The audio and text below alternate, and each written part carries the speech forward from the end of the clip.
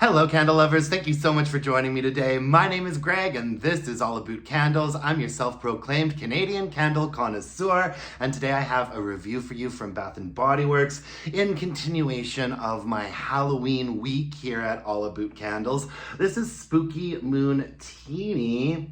It was like kind of a cool sort of holographic skeleton dancing band label. What I did not like about this label though is that it's one of those sort of aluminum plated labels or aluminum stickered labels, and so it doesn't let the light shine through when you're like burning the candle. So if you're burning it in the evening or whatever, you just sort of see like a big black box around the candle, and it's got beautiful wax. So something about this packaging really does just kind of miss the mark for me. It's pretty phoned in, however, not the worst. The lid is really cool though. We've got sort of like a trio of skulls in the middle.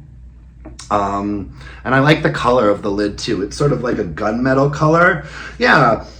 This candle is very similar to Enchanted Candy Potion, which I don't think has come out for like 2 years. However, to my nose, they are different, and Enchanted Candy Potion, I think, is the superior candle. This one is a little bit more high-pitched than Candy Potion is. When I originally hauled this candle, I did do a side-by-side comparison, and I've actually got an old Enchanted Candy Potion burning right now, so I'm gonna review that candle a little bit later in the week as well, I think. But let's get into the fragrance on Spooky Moontini. We have Mystical Berry Potion, Spooktacular Spun Sugar, and Sparkling Citrus. It's that sort of sparkling citrus note, I think, that differentiates this from the Enchanted Candy Potion. This candle is a little bit more higher pitched and a little bit more like citrusy and zesty on top.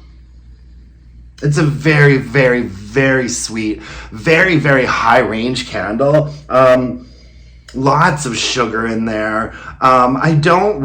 So Berry Potion, it's definitely like an artificial berry note. I'd say it's like a blue sort of a berry, but yeah, I mean, it's a super generic berry note in there. I don't think I could necessarily stake my claim on one berry in particular. It's just sort of a generic, artificial, high-pitched, effervescent kind of berry.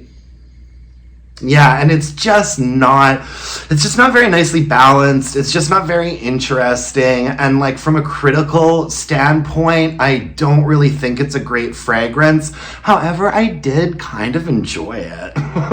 This is not usually the kind of candle that I like from Bath & Body Works. However, I do like Enchanted Candy Potion, and I did kind of like this one too. Like, it was just very simple, kind of fruity and cotton candy-ish, and it had some decent strength and throw. And I feel like these days, like, as long as I can actually smell a candle well, like, at least it's doing something right, and I'm gonna say I enjoyed it. Yeah, I'd say moving on to performance, strength and throw on this one was probably a 6.5 or a 7.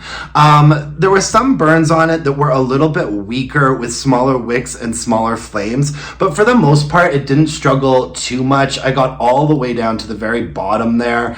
The whole thing liquefied, and I just kind of called it a day at this point. It did go through phases of like not the greatest flames, but most of the time it was performing fairly well and throwing at about a 7 for strength and throw, and that's in a more open area. I never put this into a bedroom or a bathroom. I'd say that when the wicks weren't necessarily doing the best, it was maybe a 6 or a 6.5 for strength and throw, so still not terrible. This wax did seem like quite highly scented, and I know it's fairly easy to make that sort of zesty berry high note. It's easy to make notes like that project, and so at least I could smell it, and I didn't mind the fragrance, and it was okay. I kind of liked it. Would this be a repurchase for me? I don't think so. I still have a couple enchanted candy potions in my stash, and I enjoy that candle a little bit more, and I'm hoping for that to come back next year. I don't know why they don't bring that back. I feel like everybody kind of goes nuts for that candle, and it sells out fairly quickly.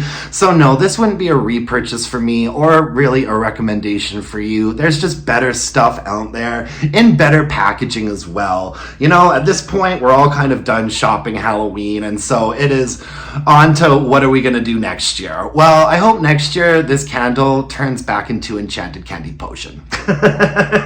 Anyways, that's all I have for you folks today. Thank you so much for joining me here for Halloween week at All Aboot Candles. I'm doing a Halloween candle review every single day until Halloween. If you wanted to, you can follow me on Instagram at All Aboot Candles. Send me your burning questions in my email box, allabootcandles@gmail.com. If you could hit me up with a like, comment, subscription, that would really mean the world to me. And until next time, my dear candle-loving friends, let's burn some candles and bitch about it.